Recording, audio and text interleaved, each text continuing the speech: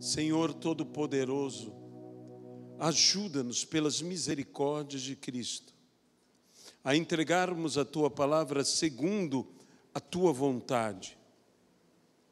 A Tua vontade que é boa, que é agradável e que é perfeita. Que essa vontade seja real em nossas vidas, que possamos experimentá-la plenamente. Que o Espírito de revelação, que é o Espírito de Cristo, revele-nos a verdade.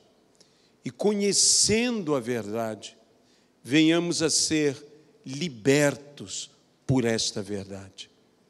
É o que nós te pedimos e desde já te agradecemos, no nome de Jesus Cristo. Amém e amém. Eu gostaria de convidar você a abrir a sua Bíblia na Epístola do Apóstolo Paulo aos Efésios. Epístola do Apóstolo Paulo aos Efésios, capítulo de número 5.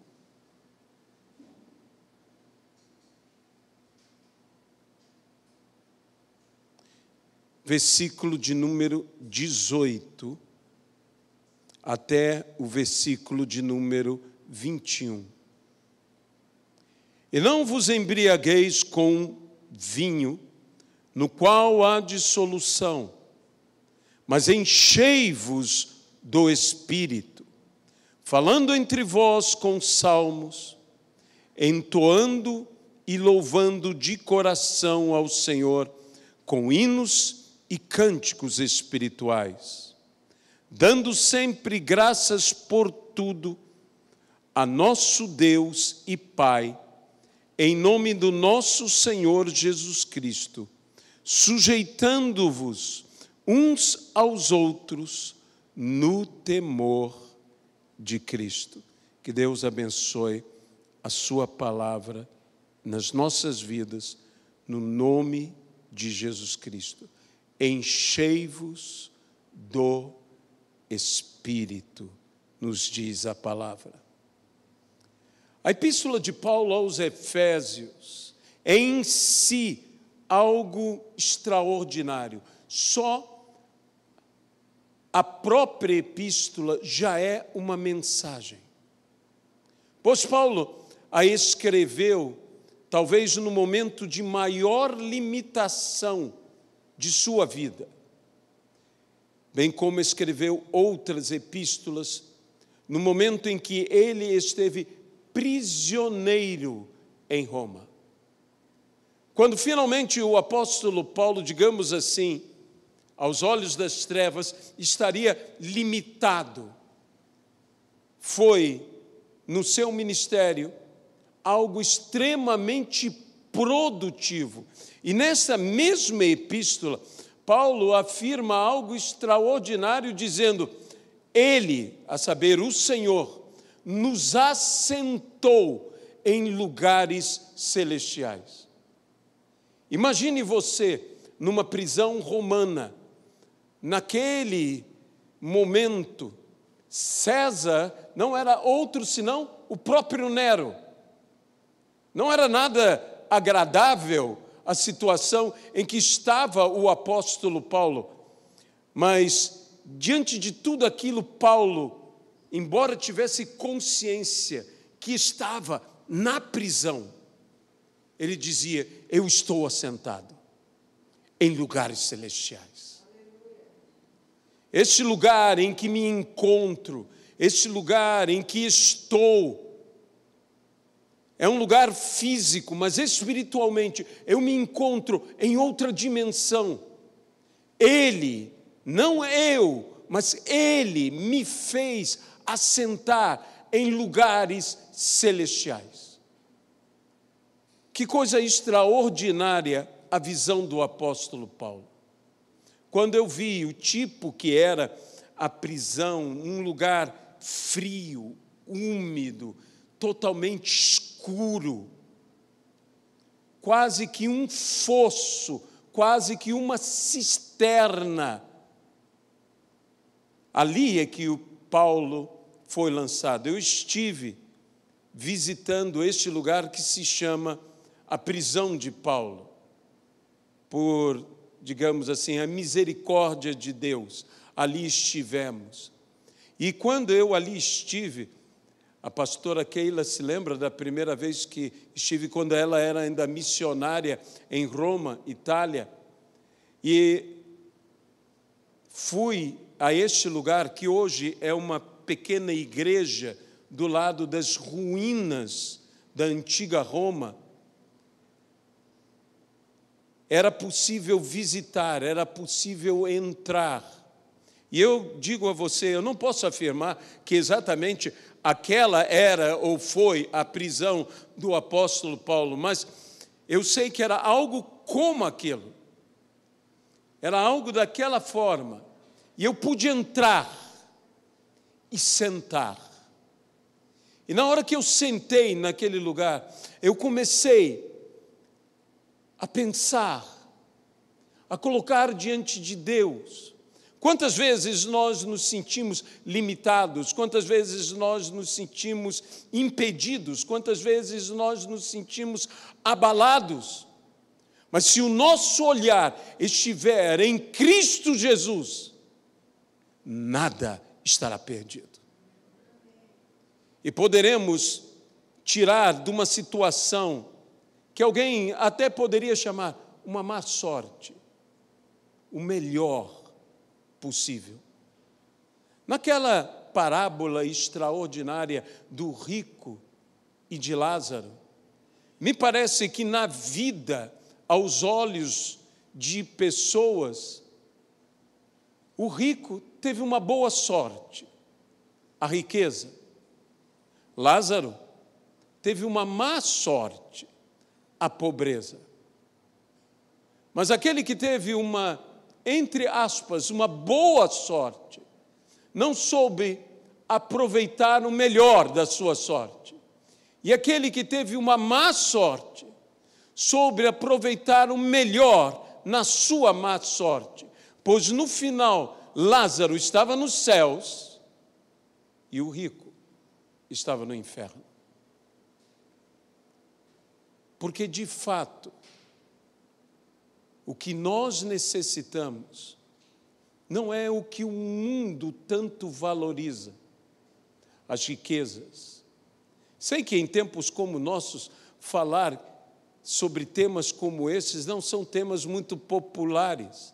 Não estou aqui querendo dignificar a pobreza ou a miséria, mas dizer que o mais importante não é a riqueza.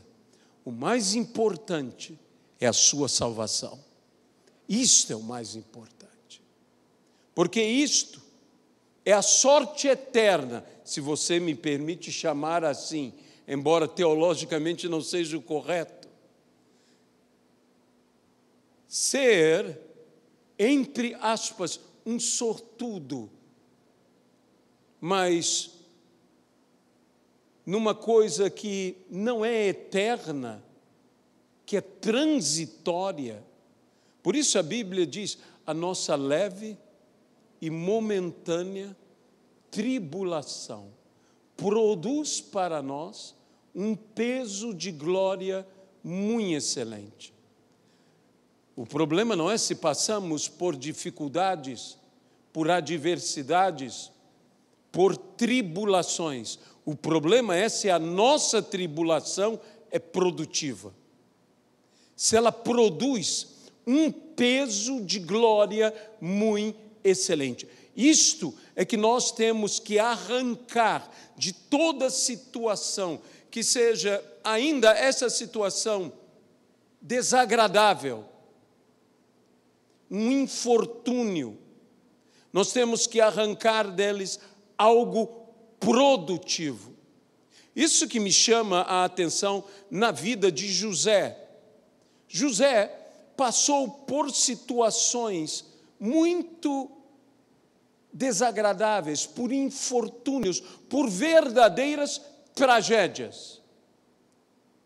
Seus irmãos se revoltaram contra ele, seus irmãos o lançaram depois de espancarem a ele num poço. Seus irmãos o venderam como escravo. Ele se torna escravo, portanto, de um senhor egípcio. Ele poderia ter motivos de sobra para se angustiar, para se revoltar inclusive contra Deus. Pois lembre-se que os sonhos que José teve eram sonhos de quê? De glória, de honra, e eram sonhos dados por Deus para ele. Mas parece-me que desde o dia em que Deus prometeu abençoar a vida de José foi de mal a pior. Cresceu ele como escravo, se bem que achou graça diante do seu senhor egípcio. Mas teve outro infortúnio, se tornou formoso. E alguém diria, ser formoso é um infortúnio? Tudo depende.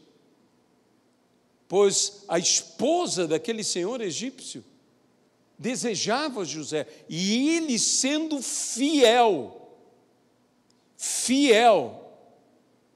não se entregou ao caminho mais fácil. E por causa disso, paga de novo o preço. É preso.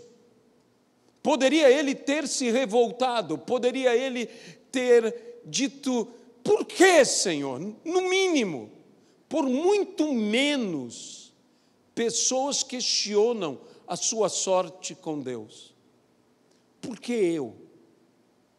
Se eu fui correto, se eu fui certo, se eu fui direito.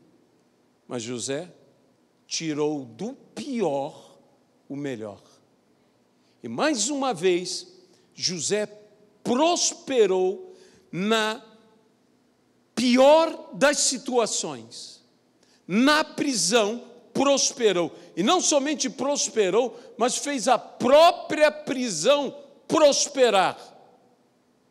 José nunca se rendeu às circunstâncias. Nunca se rendeu às circunstâncias.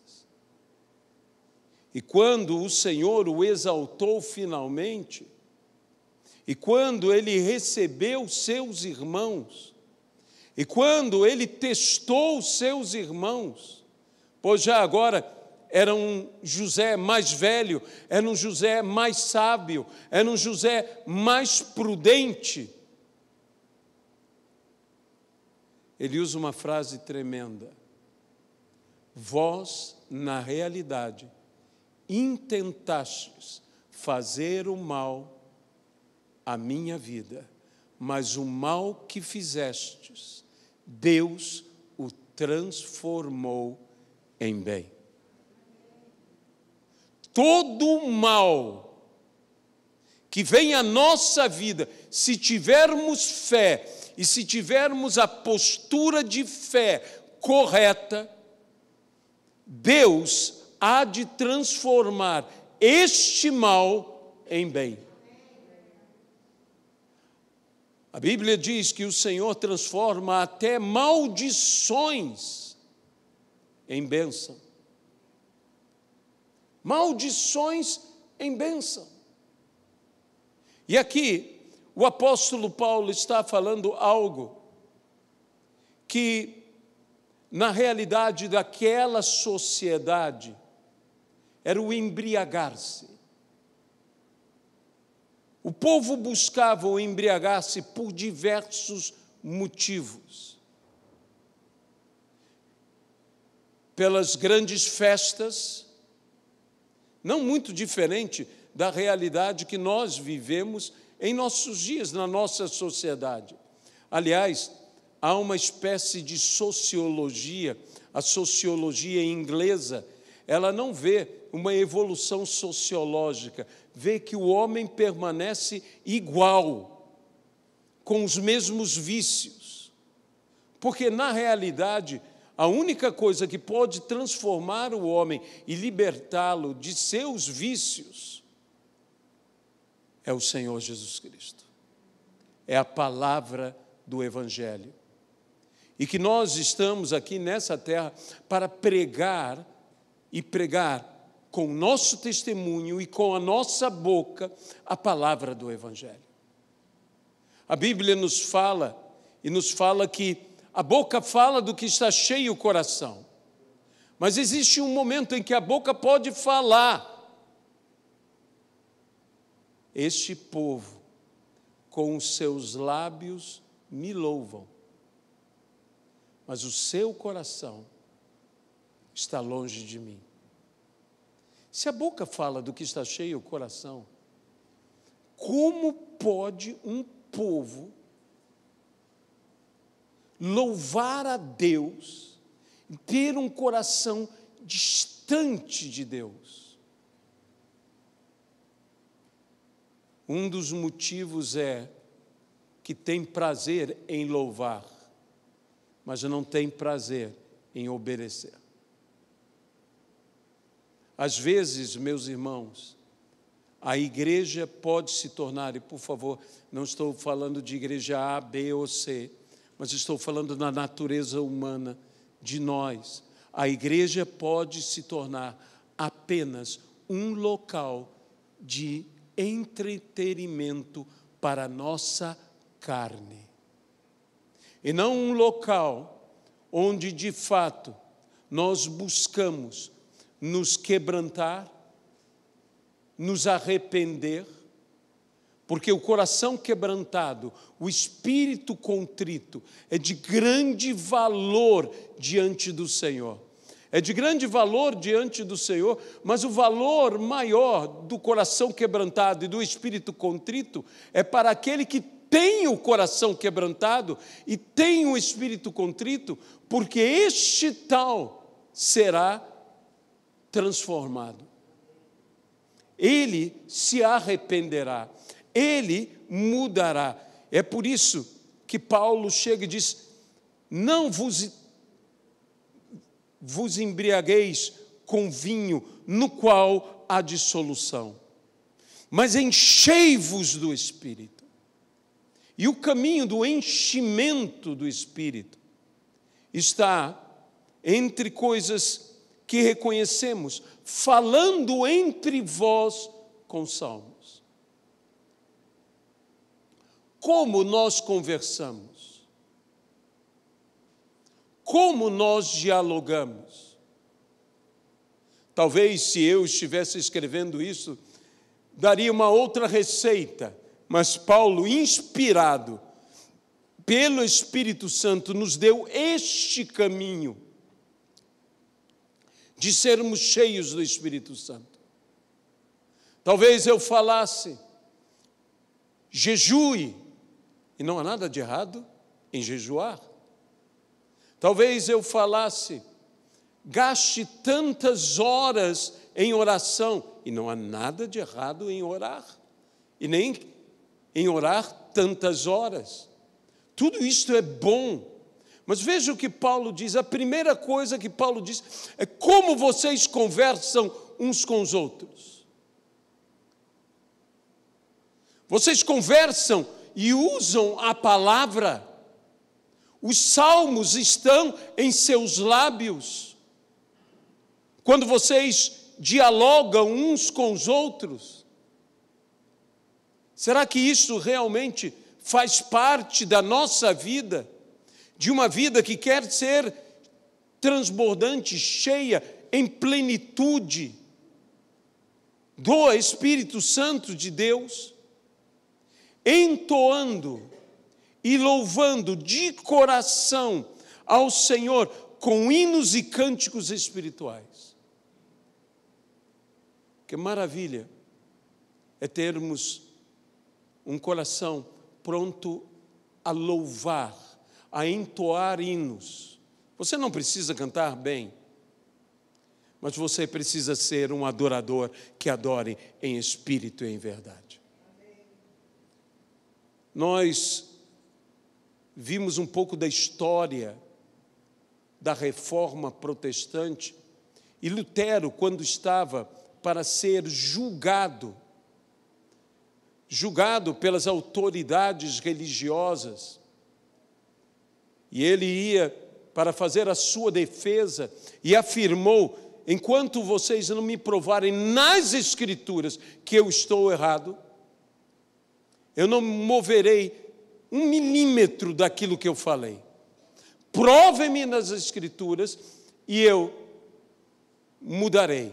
Mas se vocês não podem me provar com as Escrituras que o que eu estou falando é o certo, eu não irei arredar o pé, digamos assim.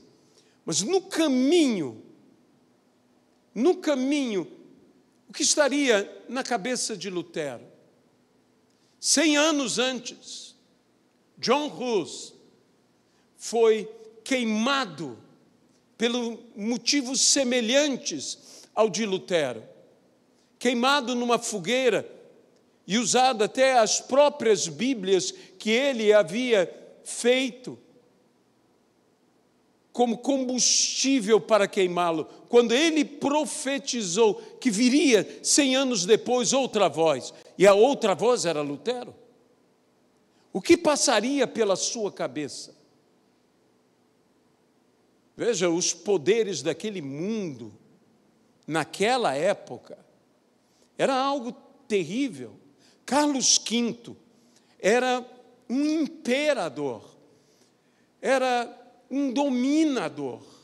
Carlos V bem poderia, e inclusive os reformistas até o viam como uma verdadeira besta. Havia um poder religioso que nunca antes fora igualado, e até hoje no mundo não há um poder tão brutal, tão forte como era a Igreja Católica Apostólica Romana nos tempos medievais.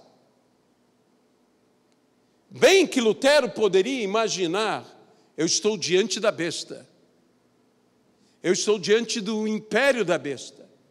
E os reformistas, em vez de se encolherem, porque hoje, infelizmente, eu vejo certas pessoas olhando os sinais dos dias e se amedrontando. Meus irmãos, quando nós vemos os sinais dos dias se aproximando, é momento de nos encorajarmos e nos tornarmos gente cheia do Espírito Santo. Porque os reformistas venceram e nós vamos vencer também.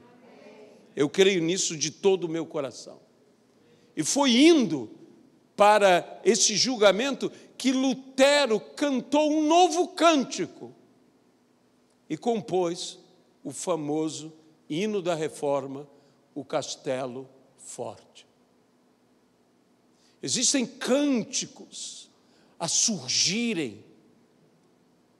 Existem cânticos. Isso não é entretenimento, não é, com todo respeito a todos, não é fazermos um show gospel, é adorarmos ao Senhor do fundo da nossa alma, do fundo do nosso ser, entoando um novo cântico a quem merece ser adorado. Então diz: falando entre vós com salmos, entoando e louvando de coração ao Senhor hinos e cânticos espirituais. Além de tudo isso, dando graças, ou seja, dando sempre graças por tudo. Por tudo. A nosso Deus e Pai, em nome de nosso Senhor Jesus Cristo. Dando graças por tudo. Parece-me que a igreja desaprendeu algo importantíssimo. A chave que é a gratidão. Quando aqueles 10 leprosos foram ter com Jesus, buscavam eles o quê? Serem limpos de sua lepra. E então, Jesus disse: vão, apresentem-se ao sacerdote e deem a oferta conforme a lei prescreve. E apenas um voltou. Naquele dia, todos os 10 ficaram sãos, mas um voltou para agradecer. Jesus mesmo perguntou: onde estão os outros 9? E interessante que esse era samaritano. Quando leproso, não havia diferença entre judeu e samaritano, era tudo leproso. Mas depois de curados, voltou a existir a diferença. Os judeus para um lado, os samaritanos para o outro.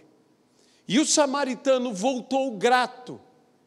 E Jesus disse a ele: vai, a tua fé te salvou. Aquela gratidão era uma manifestação de uma fé, não apenas para a cura, mas de uma fé para a salvação. Se somos e se temos essa fé para a salvação, temos que ser gratos. Gratidão tem que existir na nossa vida. Gratidão por tudo. Eu uma vez ouvi o testemunho do famoso pregador, escritor, pastor, avivalista, Juan Carlos Ortiz, que escreveu o livro O Discípulo. Ele contava um dia que Deus tocou no grupo de seu discipulado, os pastores que com eles estavam, para que eles começassem a dar graças a Deus.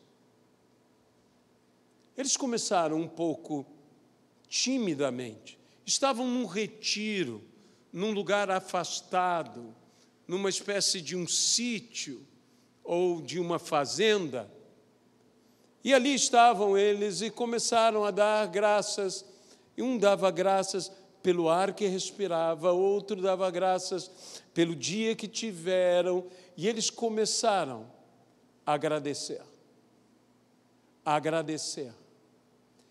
E o agradecimento começou a se tornar maior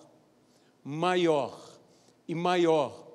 E ele disse, em um momento que ele não sabia precisar, algo aconteceu. Eles foram tomados de uma alegria, porque começaram a agradecer. E quanto mais agradeciam, mais gratos estavam. E ele disse, nós começamos a agradecer as mínimas coisas.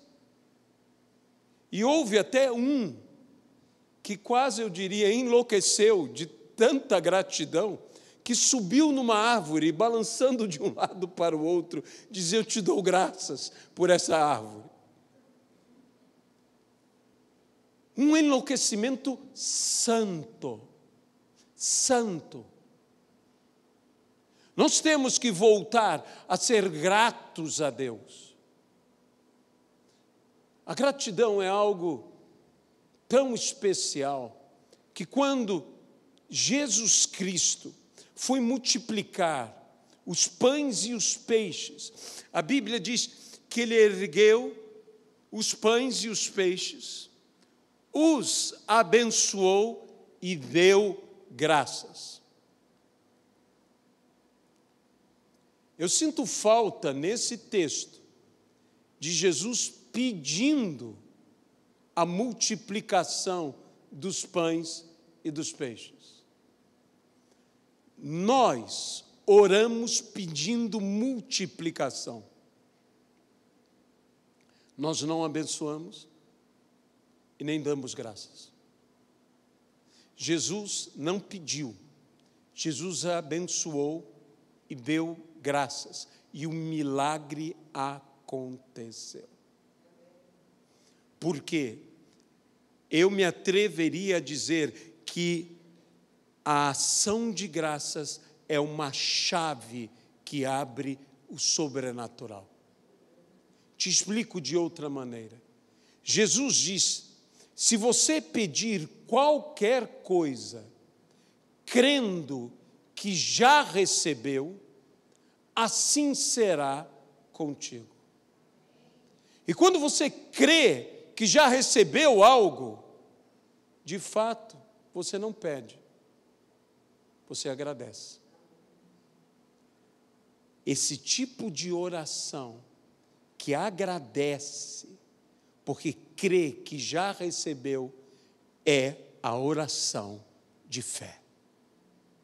Que não tem dúvidas, que louva, que engrandece, que dá graças a Deus. Mas aqui diz, por tudo.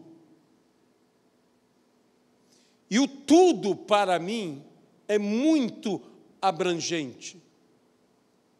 O tudo, para mim, e eu creio que para você também, é simplesmente tudo. Tudo. Para isso eu vou a um homem justo, que viveu provação. Jó. Jó disse algo extraordinário. Jó disse, diante de tudo que lhe acontecera, Jó disse, Deus deu e Deus tomou.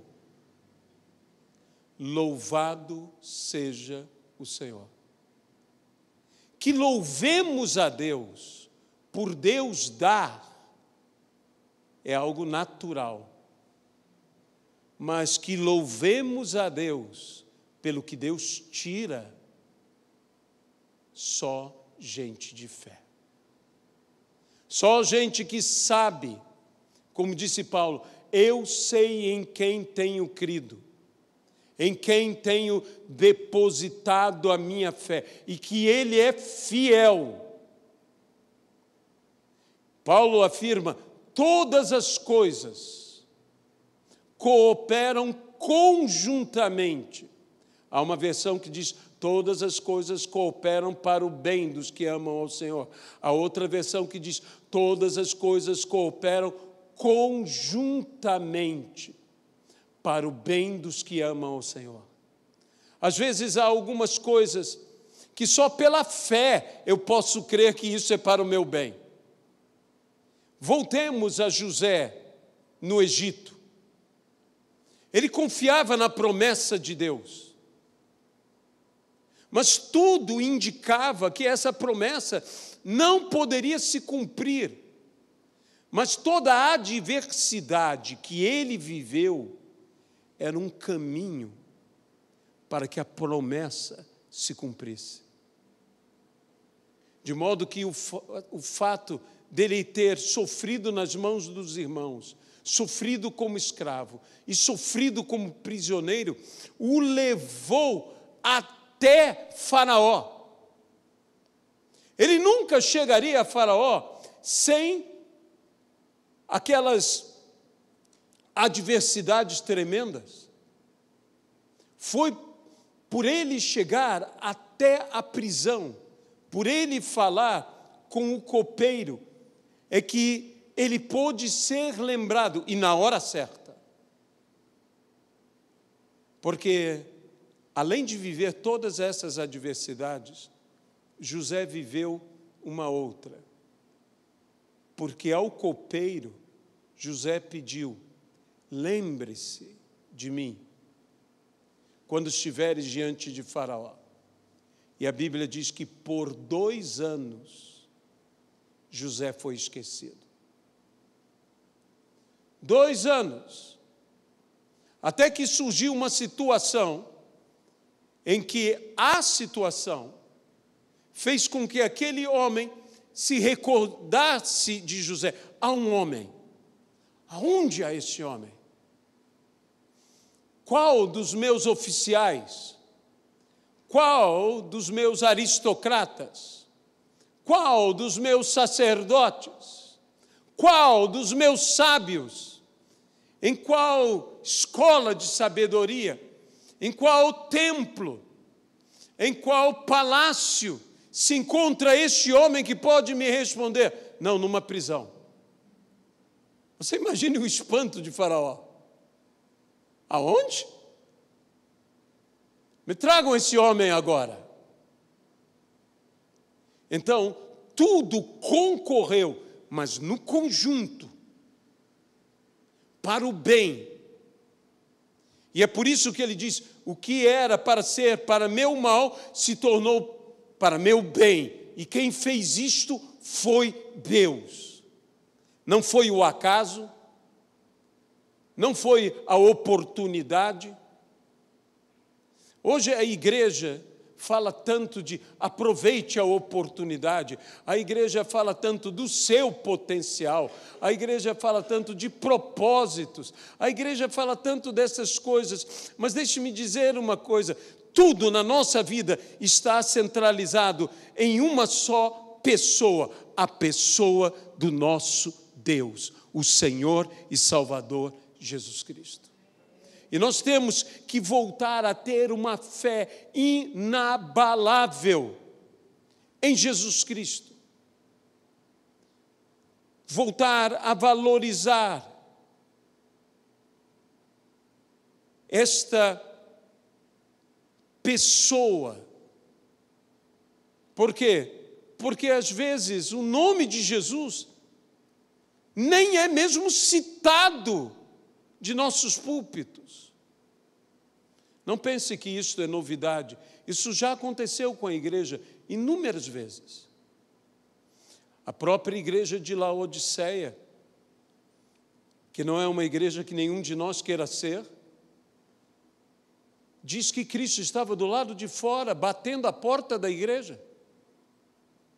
E se alguém ouvisse a sua voz, ainda tem um se. Se alguém ouvir e abrir a porta, ele entrará. Ou seja, Cristo está do lado de fora. Mas até Laodiceia é a igreja de Cristo. E é isso que nós temos que entender. Todos nós gostamos de ser Filadélfia. Mas sabe, eu ouvi um pastor, um sábio pastor, uma vez pregar e dizendo, em nossos dias, se você conhecesse Laodiceia, seria a igreja que você queria frequentar. Porque era rica, porque tinha tudo do bom e do melhor, era igreja de excelência, mas era uma igreja que tinha colocado Jesus do lado de fora. É uma coisa que nós temos que tomar muito cuidado, porque a primeira igreja em Apocalipse diz, tenho, porém, contra ti que abandonaste o teu primeiro amor, colocaste o amor de banda, de lado, e no final, ele não estava nem mais de lado, estava do lado de fora. Então, voltemos a entronizar, a colocar o Senhor Jesus no devido lugar, no centro da nossa atenção, no centro da nossa adoração. Mas o último ponto é interessantíssimo. Sujeitando-vos uns aos outros no temor do Senhor. Sujeitar no temor do Senhor. A Bíblia diz que nós temos que suportar. Fala suportar e fala sujeitar. Sabe, as pedras do altar, as 12 pedras do altar de Elias, eram pedras diferentes. Inclusive, por ordem a Moisés, Deus disse que não se lavrasse, não se trabalhasse a pedra. Ela deveria ser colocada de tal maneira, uma sobre a outra. uma estaria sobre a outra e uma estaria sujeita à outra. Então, esse suportar e esse sujeitar andam juntos. E como essas pedras formavam o altar? Elas formavam suportando e apoiando uma às outras. E é isto que nós precisamos trazer para dentro da Igreja de Cristo. Um suporte e um apoio uns aos outros. A Bíblia diz que nós devemos carregar os fardos uns dos outros. Que nós devemos estar vendo o que o nosso irmão precisa. Nós somos igreja aqui dentro, nós somos igreja lá fora, nós temos que ser igreja em todo lugar, nós temos que ser o povo de Deus. E se você vê a vida em comunidade da igreja em seus primórdios, eles têm esta comunhão. E nós precisamos ter uma comunhão, não apenas uma confraternização, mas uma comunhão, ter algo em comum. Começamos por Cristo, que nos une. Em Cristo somos um. Ele nos une. Mas nós precisamos ser humildes uns para com os outros. A humildade não está tão somente em nos humilharmos, mas às vezes a humildade está em exaltarmos o outro. Você não é humilde apenas quando você se declara pequeno. Você é humilde quando você exalta o teu irmão. A Bíblia diz: se um de vocês for exaltado, todos se alegrem. Então, essa sujeição está na ideia do suporte, na ideia do apoio, na ideia da ajuda, que nós não devemos considerar-nos superiores aos outros. Quando você se sujeita, é o que você está cumprindo uma ordenança bíblica: considerai os outros. É uma consideração, superiores a vós mesmos. Esse espírito de sujeição, que não é uma obediência, não é bater continência um para o outro, não é isto. É valorizar o teu irmão, é considerar o teu irmão superior. E quando nós temos esta humildade em nós, e quando Deus vê essa humildade em nós, Ele nos exalta.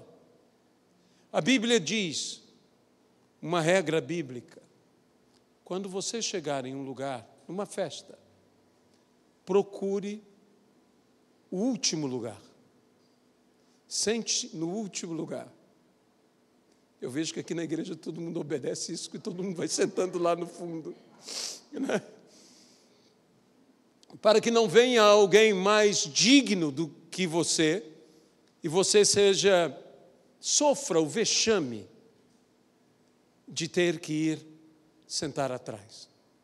Mas para que, sentando atrás, alguém venha e te convide a sentar à frente.